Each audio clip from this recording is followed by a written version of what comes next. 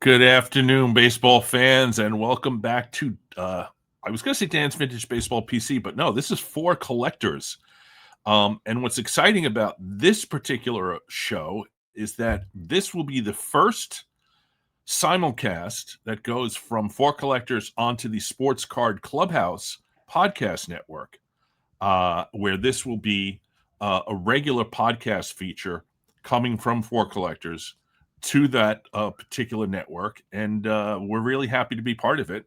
And so I figured for the first podcast episode, I would get who I think to be maybe the hobby's best podcast person. And so that would be Chris McGill, otherwise known as Chris Hoge or House of Jordan. Good afternoon, sir. How are you? Doing well. I'm reminded of a joke by a comedian I like named Ari Matti, who says he is the best comedian in Estonia out of 4.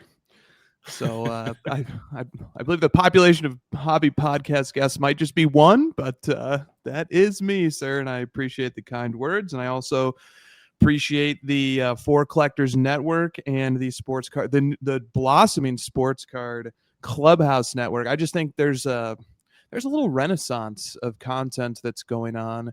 Most of it surrounds vintage and pre-war baseball. And I just, I don't collect either of those categories, but I consume hours of this content that you fine folks make every day. So I love what's going on.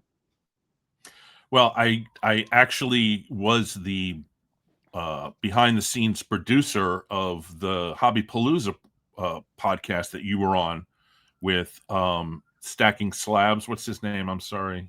Brett from Stacking Slabs. And it was one of those things where you guys were basically breaking down that, like, we're all collectors, whether it's hot, whether it's modern, whether it's basketball, baseball, vintage, whatever it is. When you're a collector, you're a collector. And we have more things in common than we have things that are different. And so that, to me, was like a little bit of a revelation. And so, that's a tribute to you. And, you've been somebody I've watched in a number of different arenas, one being the Crossover, your show with your partner, obviously Sports Card Live, which I watch every week when it's on, and obviously Card Ladder. So I consider you one of the most thoughtful, incisive, contemplative types of people in the hobby, and I figured podcast, this is the guy we need for number 1. So there you go. Very kind. It's great to be with you, Dan. I'm a big admirer of your content as well. In fact, you had a recent one that I really enjoyed about collecting obscure players that stuck with me days after I took it in, and I actually think there's 2 things I love about hobby content. First of all, the landscape is so ripe for picking. It's almost all uncharted territory. We almost any direction we want to go in, we can contribute something novel, and that's just like, I have a very brief legal background, only to the extent that I went to law school and I worked for firms as a clerk for a period of time, and I externed at a summer court. I never became a lawyer. I never passed the bar, never took the bar. But in my brief time in the law, I was always struck really by how much of it is so anchored to precedent and to things that had previously happened, and that arguments must be made from what previous holdings had already occurred. And in hobby content, it's so different. It's what are the previous holdings? What's the textbook? What's the guidebook? There's nothing. We are creating this body of knowledge as we go. Yourself, Mangini, Sports Cards Live. There are so many thoughtful creators. The word I use for it, Dan, is a renaissance. It is a renaissance of hobby content, and it's a pretty special thing to watch unfold. Well, you and I do have that in common, as I many years before you did go to law school. and I do have 2 children, actually, who went to law school much more recently than you did.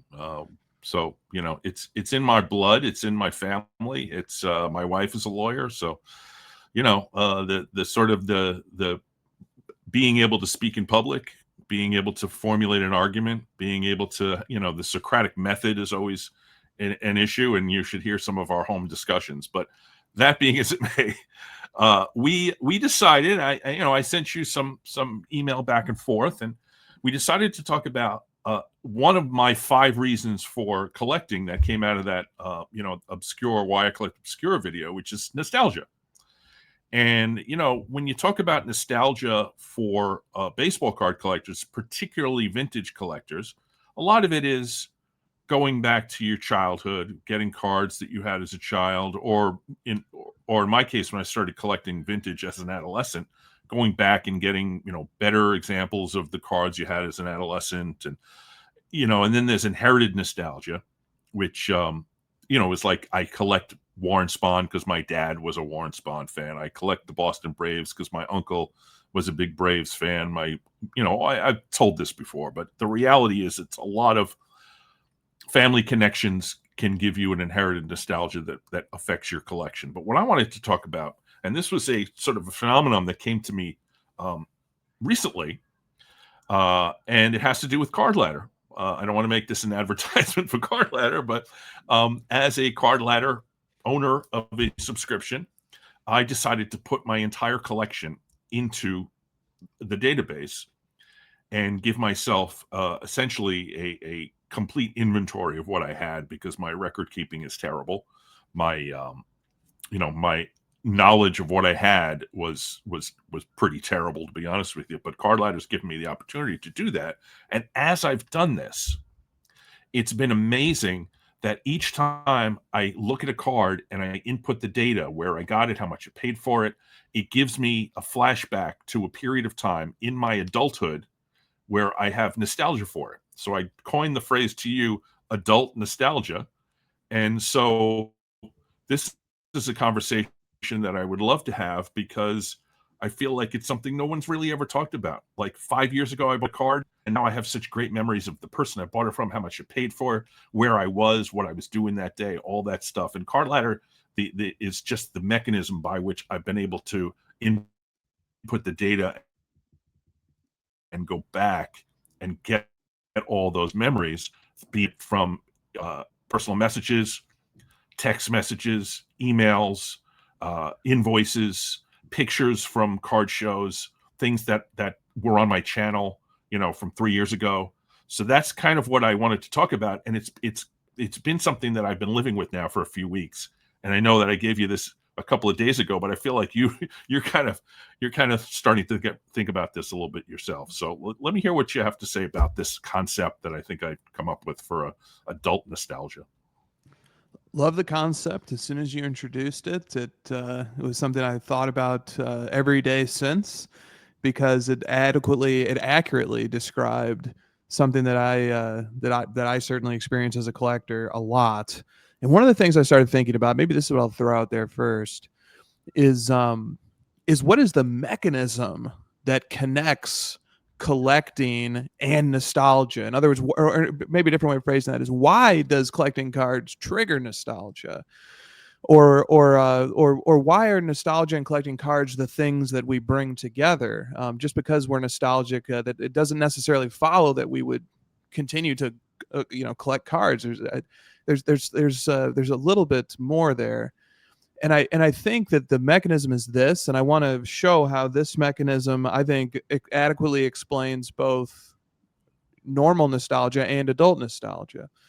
So I think normal nostalgia, or the feelings of nostalgia for things from childhood, the reason why there's such a strong bridge between that and collecting cards is that the nostalgia specifically conjures up a much simpler time in our lives, when, if I'm thinking to myself as a kid, just sort of, maybe I had gone garage sailing with my mom, and I got like a 25-cent, team bag that held all the Chicago Bulls players or something. And I would just go home and I would put those, I'd get out my binder pages and I'd put them in the binder.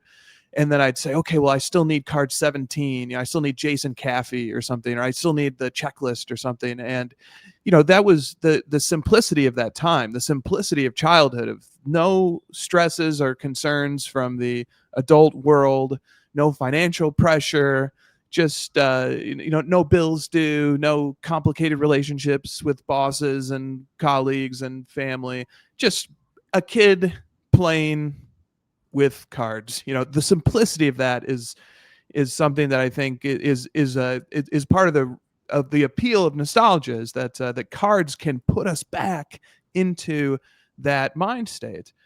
And so, I think to myself, okay, so that's something unique to childhood, that childhood offered us that simplicity. And then when we collect cards, it sort of transports us back to that mindset, to that carefree mindset. And as adults, we probably shouldn't want to be in that mindset all the time, but it's nice as an escape that these items they transport us to a simpler time.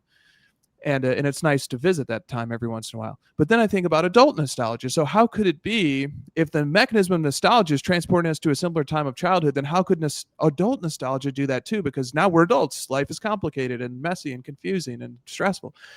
But I think the mechanism still is there. I think still, even when we're adults, when we're adding cards to our digital inventories, or when we're chatting with friends, or when we're at a show, eyeing dealer showcases, or taking stock of what's in our collection and how we might want to change it, that once again we are sort of escaping to a simpler time, a simpler mindset, even though it's happening contemporaneously.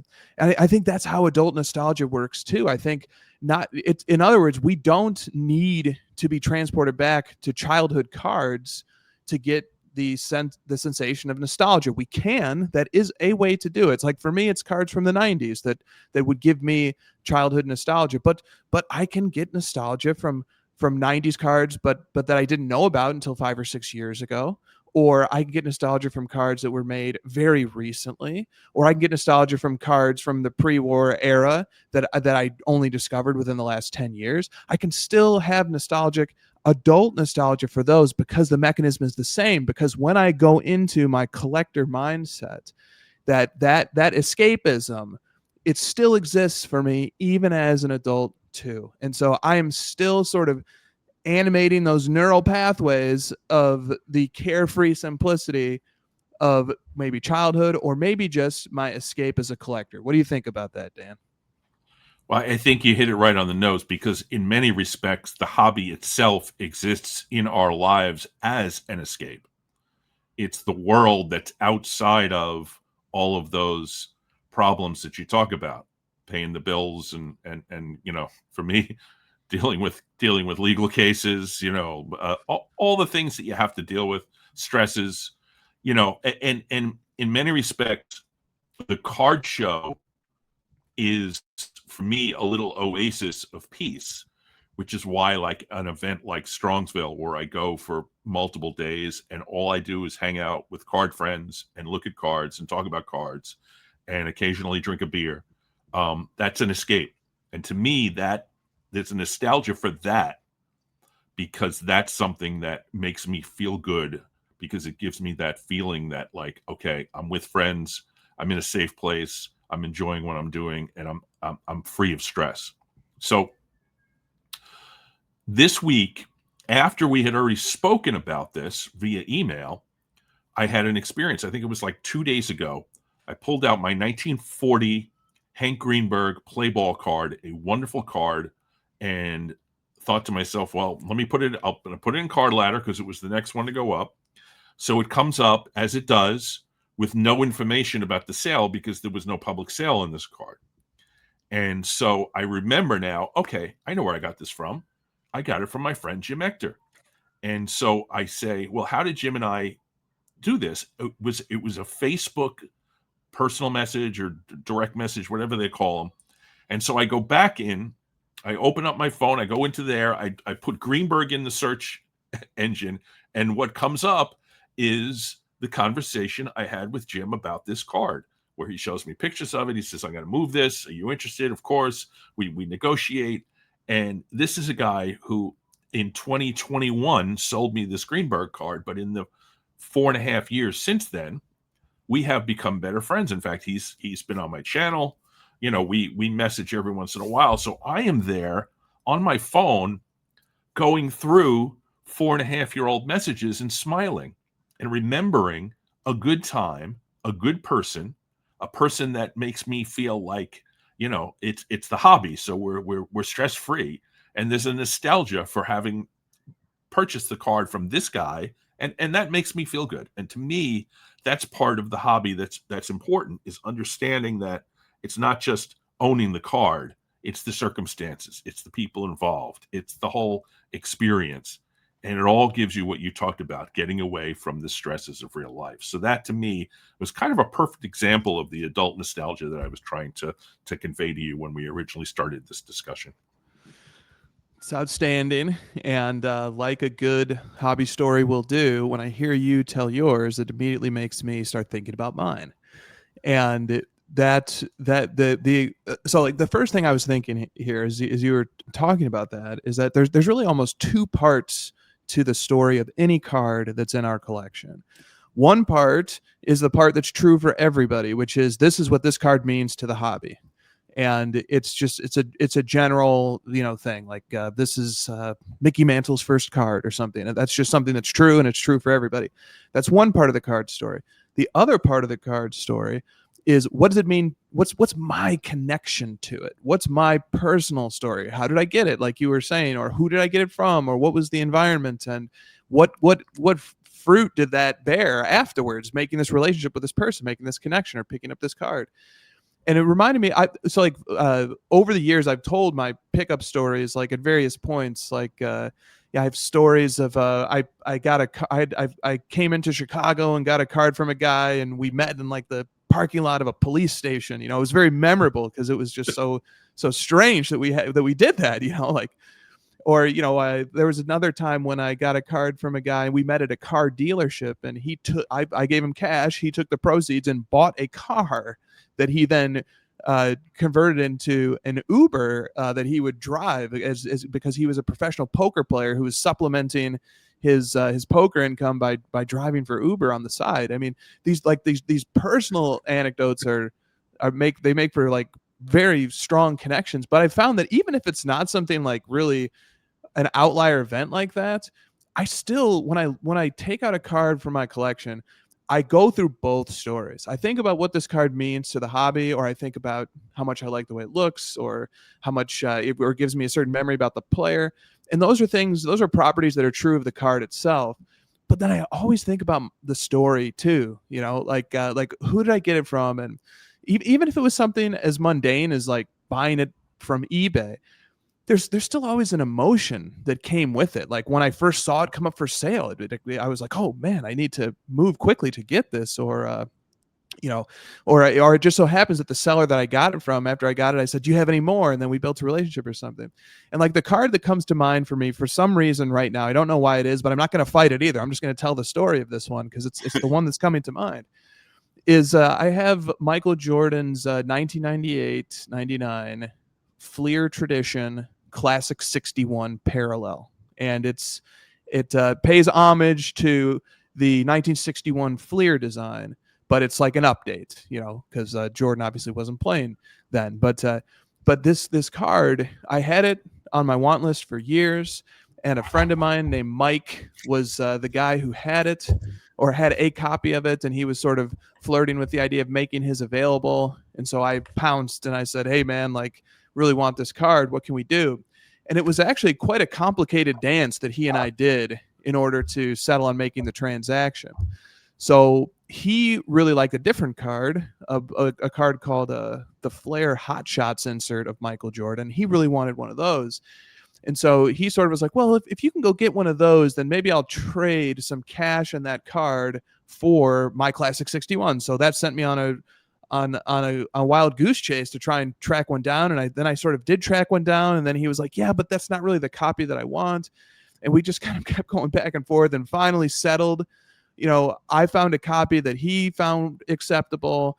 And then we kind of went back and forth on how much cash needs to be added to make the deal.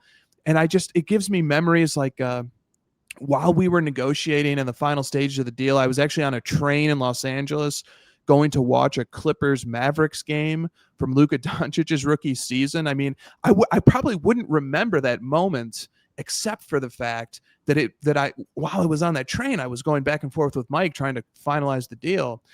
And then we did finalize it, and we made the swap, and he got the card he wanted, which was the Hot Shots insert. I took back the Classic 61. I still have it, and like I track all my stuff as well in my card ladder collection, and I put like a little note set, like the note section I use to jot down any notes that I might remember or that might help me remember. Date acquired April 10th, 2019.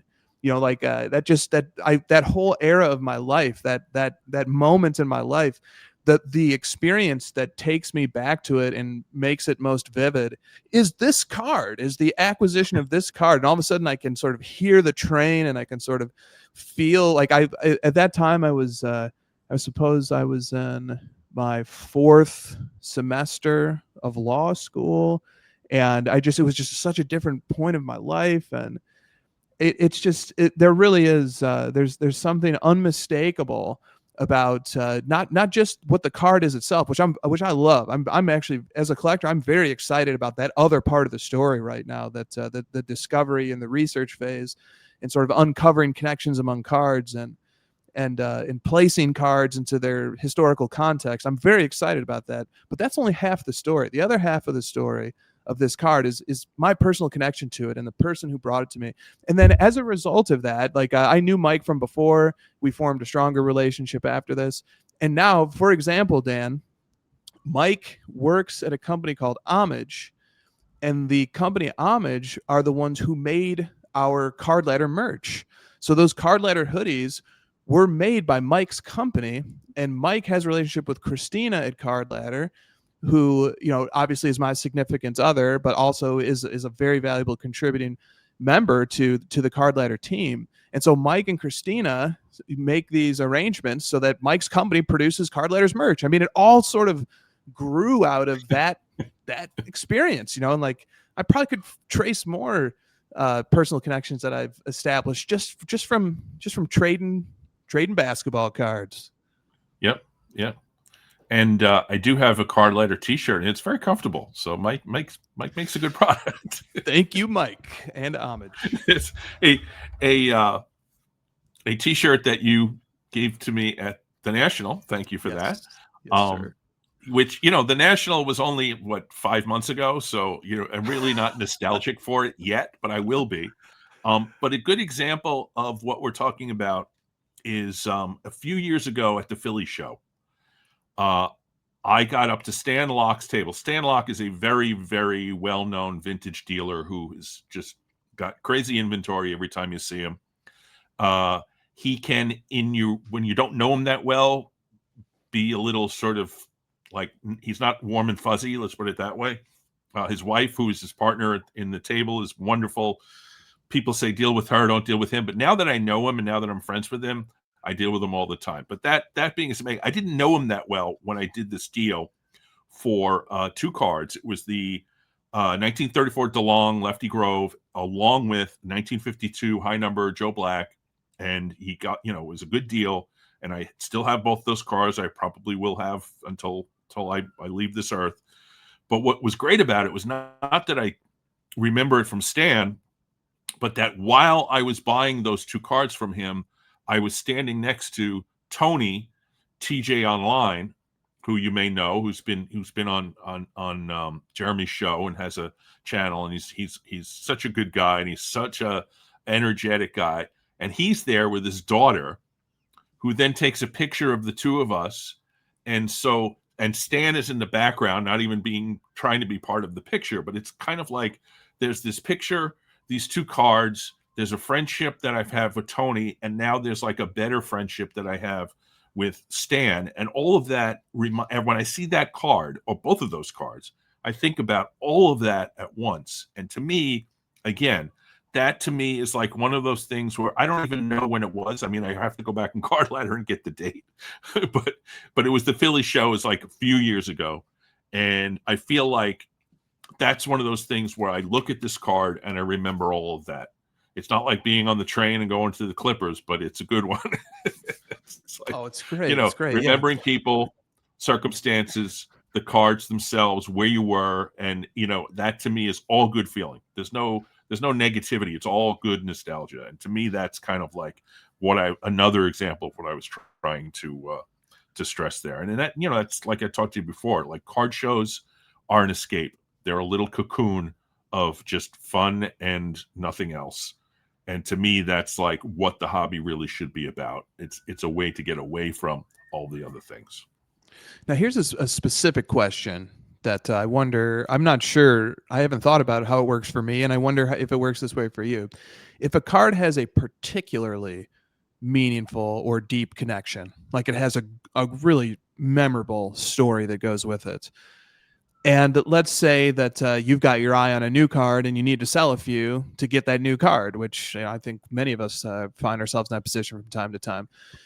Does the personal connection to a specific copy of a specific card, does that actually make it more valuable to you? That like, even if maybe you could sell that card and that could maybe most effectively help you get to the new card you want, that card's going to be at the bottom of your sell pile. It's going to be the last one you sell because you have a specific personal connection to it. Or do you say, I'm going to forge a new connection when I get this new card, and I'm excited about this new card, so I'll always have the memory. I don't need the card to keep the memory, so I don't really care. I'm going to sell it and I'm going to move on to the new card. A good question. I feel pretty strongly that my answer to that is no. That the cards with the strongest personal and memories to it. I got a card that I buy off of eBay with not much of a memory to it. That's just kind of a filler of something that I need. That's easy for me to move on from. A card that I have a direct connection to and a memory that has to do with people and places and times and the 5 W's, who, what, where, when, and why. That to me is a card that is really hard to sell. And I have I have this issue because I know now that I have too many cards because I'm not even done putting them into Card Ladder, and I'm already at a number that I didn't even think that I had. I'm at like 540 slabs, and I'm probably about not even 2/3 of the way done at this point. And having like close to 900 graded cards is too much. But that being as it may, I'm trying to whittle down and come up with cards that I can get rid of, and I keep going through them, and I'm like, I can't let go. And so maybe nostalgia at that point is a bit of a crutch, So. I think, Dan, I think nostalgia is actually something that particular phenomenon, because I certainly know it's true for me too. That I now.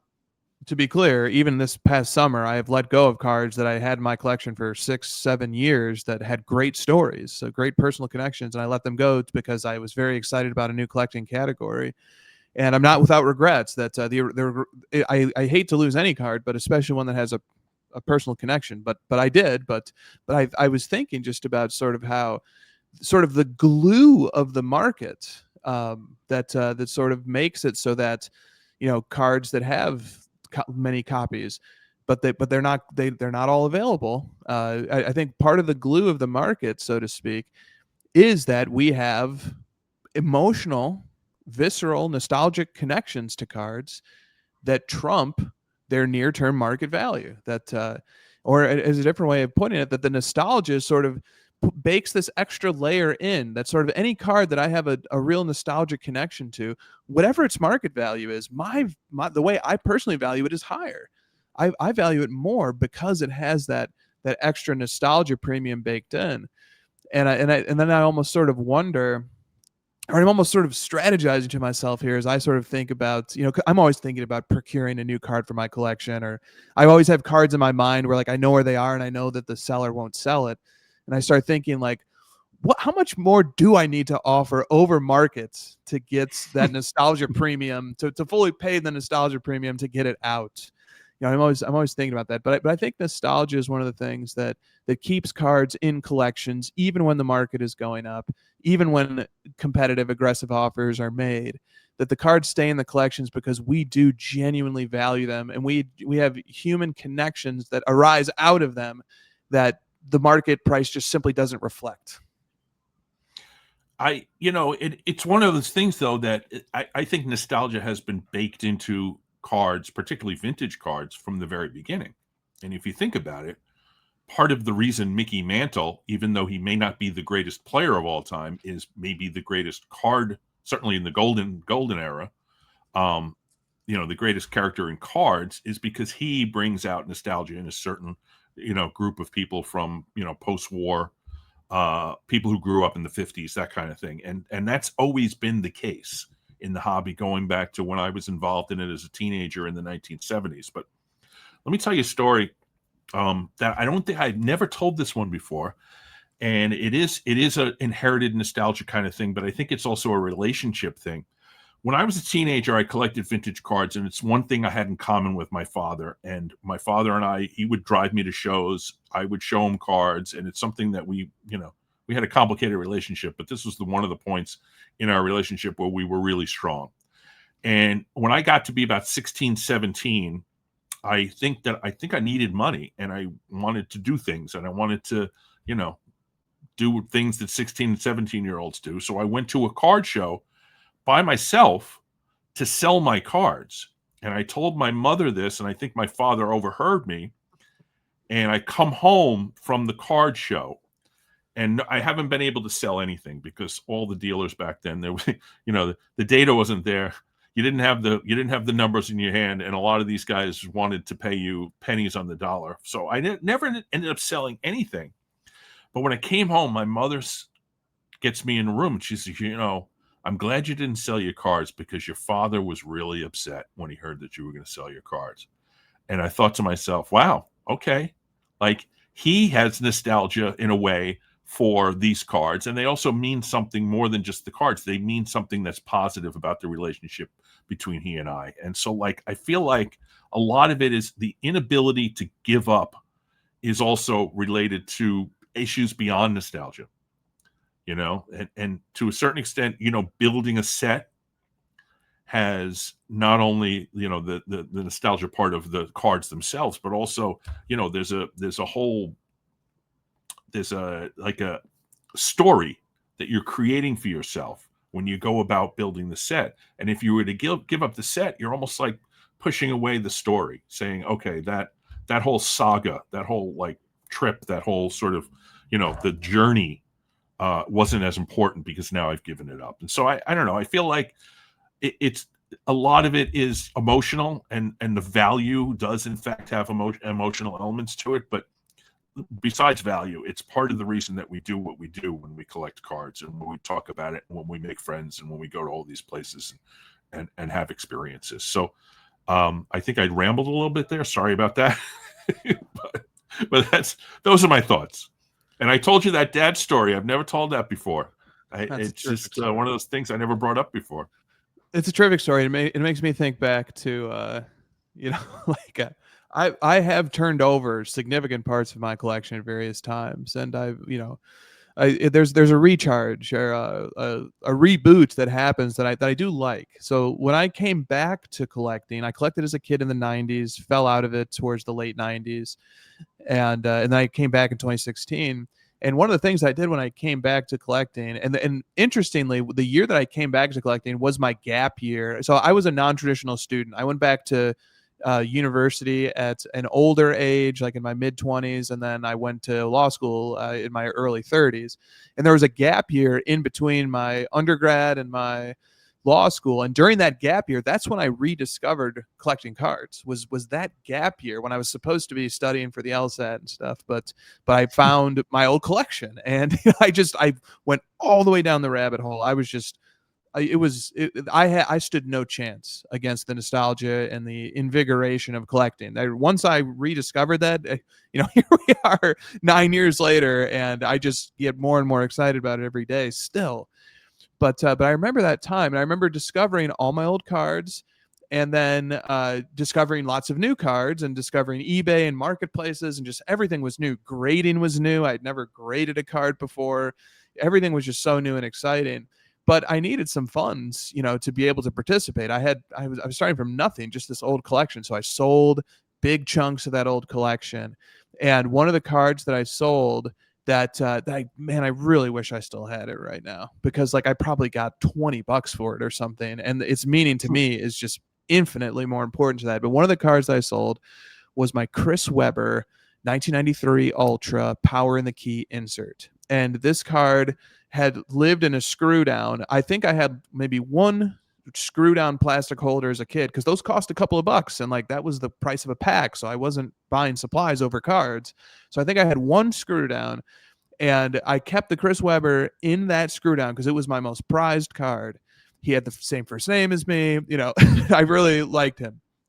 And the card, I had taken it in and out of the screw down so many times that its condition was awful. It was worn. I mean, I think I was so excited to discover grading that I was like, I want to grade this, and got like a BGS 7 or something. And I put together I recreated later on, in 2016, I recreated the Power in the Key set, and the Weber was one of the cards that made the set. And then, I tired of the set, and there was other stuff I was excited about. I needed any hobby funds I could raise. And so I sold that set, which had my original Chris Webber card in it. Now I'm not super regretful over that. I still have all the memories. I'm still very happy about that time and how collecting has unfolded for me and everything. But I sure wish that I still had that copy, and I wish I had never graded it, and I wish I'd never done any of that stuff. I wish I just kept it in that same screw down, and I wish I just had it here. And so maybe that's a cautionary tale, or something for others to think about if they're just coming back in, discovering their old cards, is that there can be, you can end up like me, where you're like, I was moving and shaking, and I was having fun, and I was making deals on eBay, and it was all very exciting and invigorating, and I needed some inventory to sell, so that's what I had. But now, looking back and having patience and the experience of all this collecting that I've done since, yeah, I would pay 100 times that card's market value if I could get back that exact card and put it back into that old screw down. I mean, well, one of the things I got back into the hobby in 2018, really in 12, but more sort of, heavy into it in 18. And one of the things I did was I went back and bought all of the cards that I could remember were like my cornerstone cards in my collection in the late 70s, early 80s when I was a teenager. And so I didn't get the examples that I had back then, but I got better examples. But still, that was one of the things that I did. But let me tell you one other thing. It's totally unrelated. I have had, when buying large collections of cards and, large lots of cards, found cards with names written on them. Somebody's name written on them. So what I do is I go onto the internet where you can find anything, put the person's name in, and if it's original enough, try to figure out if this is the right person who owned this card based upon his age, his location, all that stuff. And twice now, I have mailed out cards to people totally out of the blue. And there's no happy ending to this story, by the way. Totally out of the blue, just mailed it out with a letter saying, "I think this was your baseball card when you were a kid.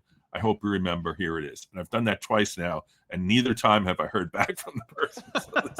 So there's no happy ending to it.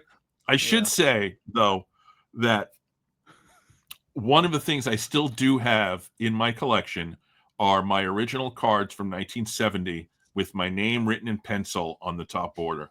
I have about 10 of them left. So my entire collection from when I was a tiny little kid is probably about 10 cards with my name written Danny Lynch on the top. And so I will never get rid of those. So those examples are in my collection forever. Not going to get them graded, though, I'll tell you that much. Well, that's the thing. I still do have some cards from childhood collecting, but they're all the ones that wouldn't have brought any value on eBay, which is fine. Like my dad and I used to go to short track racing. That was something we both became a fan of in the 90s. And there was a race car driver named John Knaus who raced at the local quarter-mile track. And after the races and the pits, you could go meet all the drivers and their crew, and they would give out trading cards of themselves sometimes. A lot of times they'd be big, oversized cards. I still have those cards. Those cards give a great memory. I wouldn't even think of that memory from my life, but for the fact that I have cards that sort of commemorate it. And so by virtue of those cards being worthless, I still have them and they're invaluable to me, which is a bit of an irony. And the funny thing about John Knaus, just about all this, the way that these things unfold, his son was a guy named Chad Knaus, who would go on to become the crew chief for Jimmy Johnson as he rattled off all those championships in NASCAR. So just all these, these connections and these little stories that give rise to other stories. And I also really like what you did on, the mail. It makes me think about athletes who would like, I had a buddy when we were in middle school who would get cards of athletes and then send a letter with the card to the athlete, and then a lot of times they would sign it and send it back.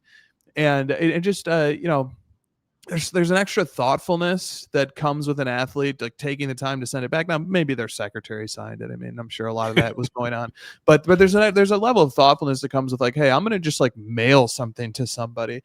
And you know what? Just because you didn't hear back, that doesn't mean that it didn't land in the right place. It might just mean that they got it and it meant something to them, and that was it, and they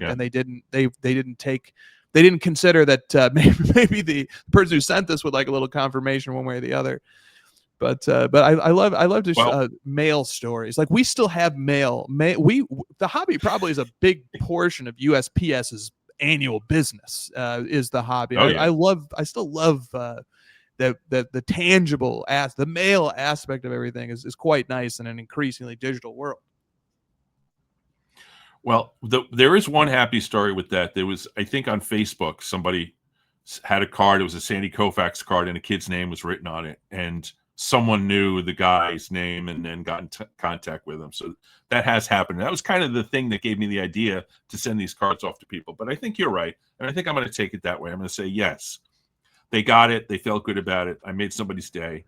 And they didn't feel like it was necessary to get back in touch with me and tell me thanks. So you genuinely may have. And Dan, I know a lot of people. I can think of a lot of people I know who would receive that gesture, and they'd be like, "This is awesome," but they would just leave it there.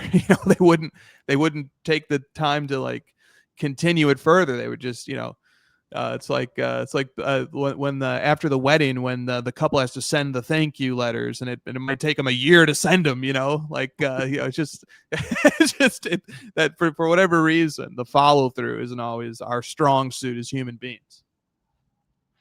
Well, I think we're at that time. I have to say, though, that I'm grateful, not just that you came on to do this podcast, which will be, as I said, the first crossover for collectors towards, Sports Card Clubhouse, but also everything that you do. And I watch a lot of your content and listen to a lot of your content because I think you have a lot of important things to say. And I think you're an incredible asset to the hobby. And so I really thank you, not just for coming on today, but also thank you for what you do for the hobby.